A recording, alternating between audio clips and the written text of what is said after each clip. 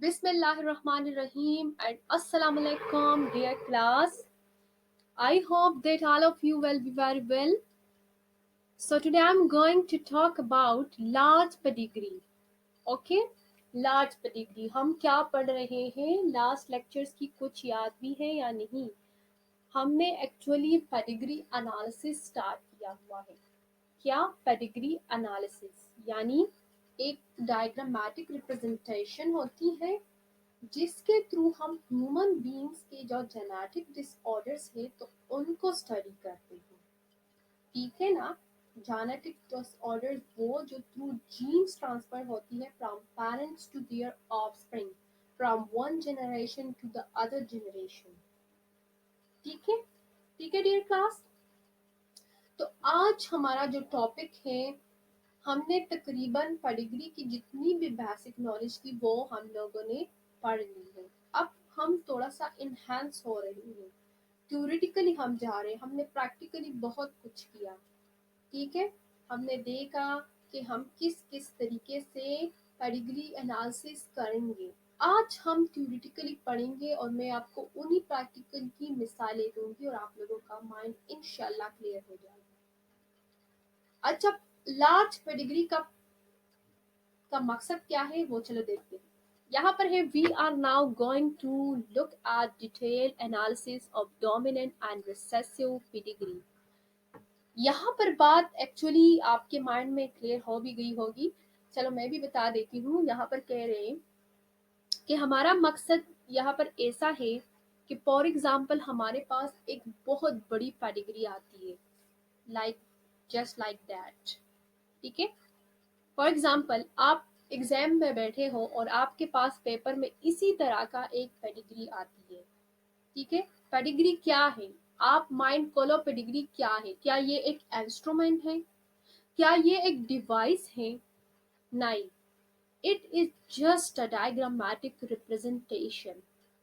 ठीक है, ये आपके पास एक डायग्राम होती है. ये आपके पास ना कोई डिवाइस है ना ही कोई इंस्ट्रूमेंट है.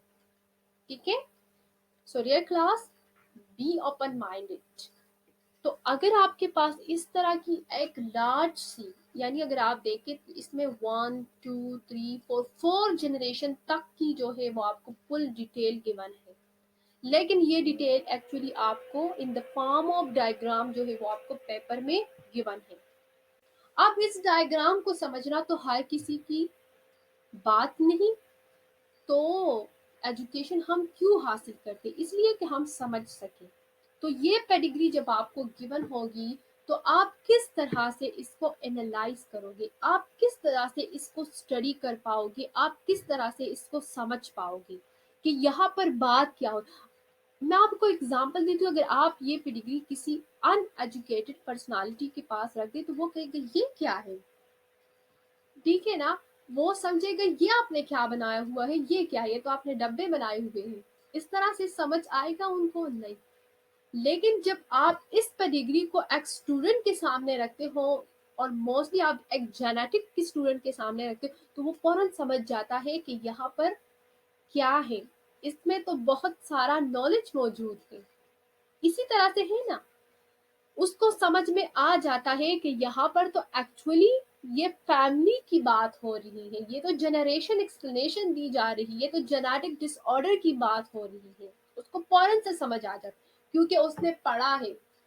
ठीक है, उसने पढ़ा है, उसके पास नॉलेज है इसको समझने के लिए.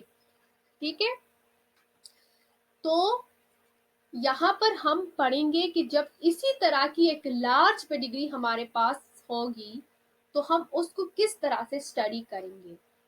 ठीक है, तो यहाँ पर कह रहे कि to simplify things we are going to only use these two types. कि हम इस पेडिग्री को सिंप्लीफाई करने के लिए हमें कुछ दो टाइप्स लेने होंगे.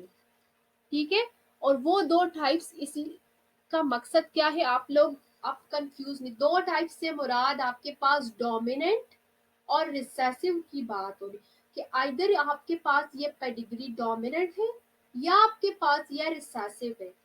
ठीक है, ये पेपर में आपको पेडिग्री गिवन है. आपने क्या क्या करना है, आपने ऐसा क्या करना है कि आप इस पेडिग्री को समझ जाओ। ठीक है, तो यहाँ पर कह रहे हैं कि यहाँ पर कुछ प्रॉब्लम्स आपको फेस करने पड़ेंगे। उन प्रॉब्लम्स को अगर आप सॉल्व कर सको, आपके पास ये एबिलिटी हो कि आप उन प्रॉब्लम्स को सॉल्व कर सको, तो इंशाल्लाह कि आपको पेडिग्री कंप्लीटली क्लियर हो जाएगी। ठीक है, आप किसी इलिटरेट या अनएजुकेटेड पर्सन की तरह ये नहीं कह पाओगे कि ये तो डब्बे हैं। ठीक है, आप समझ जाओगे कि यहाँ पर आपके पास क्या बातें हो रही है। ठीक है, तो चलो चलते हैं, वो कौन से प्रॉब्लम्स हैं जो आपको फेस करने पड़ेंगे और आप उनको सॉल्व करने की एबिलिटी रखनी होगी आपको। तो उन प्रॉब्लम्स में सबसे पहला प्रॉब्लम है कि आपको डिटरमाइनिंग करनी होगी इनहेरिटेंस टाइप की। क्या करना पड़ेगा आपको? Determining inheritance type.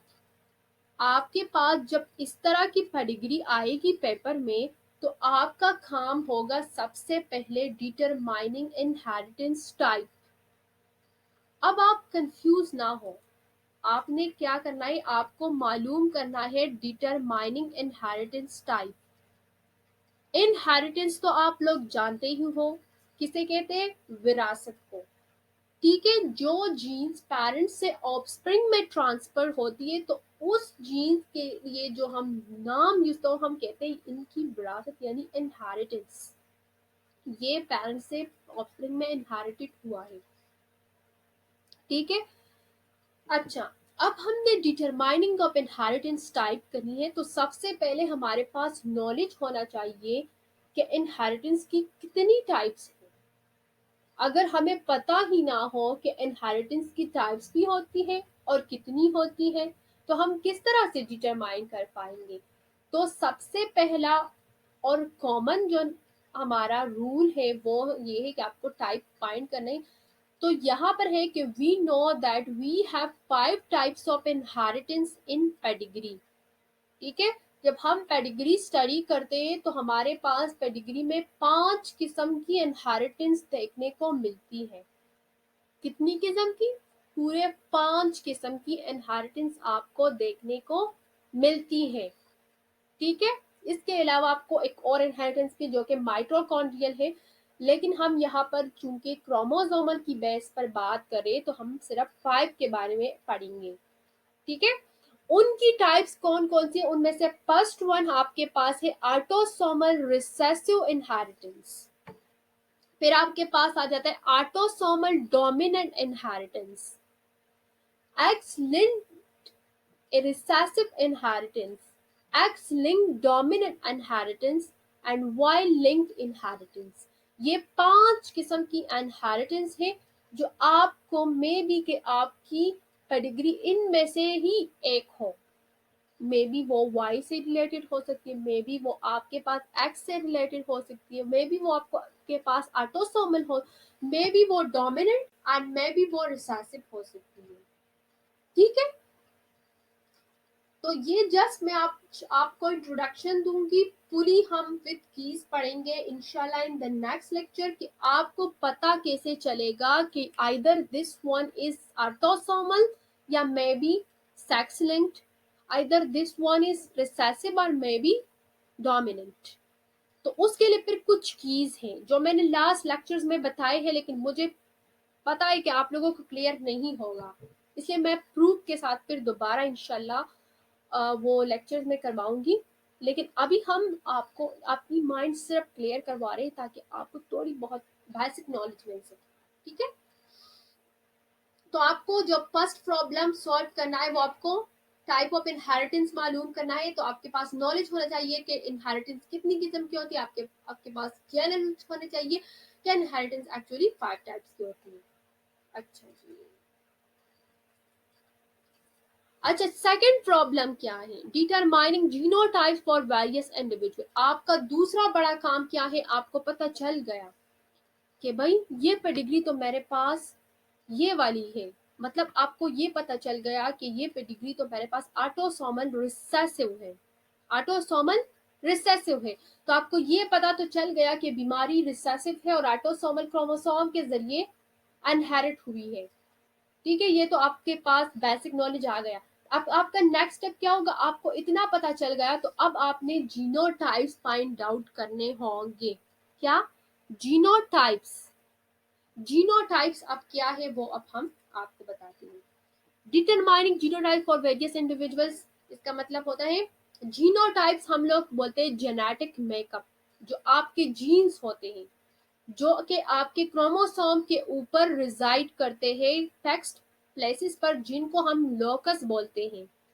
ठीक है, तो जीनोटाइप्स भी अब हमारे पास डिफरेंट टाइप्स की हो सकती हैं। जिस तरह यहाँ पर है कि 3 मेन टाइप की होती है ऑन द बेसिस ऑफ अलील। एक होती है हमारे पास होमोजाइगस डोमिनेंट, एक होती है हेट्रोजाइगस डोमिनेंट और एक होती है होमोजाइगस रिसेसिव।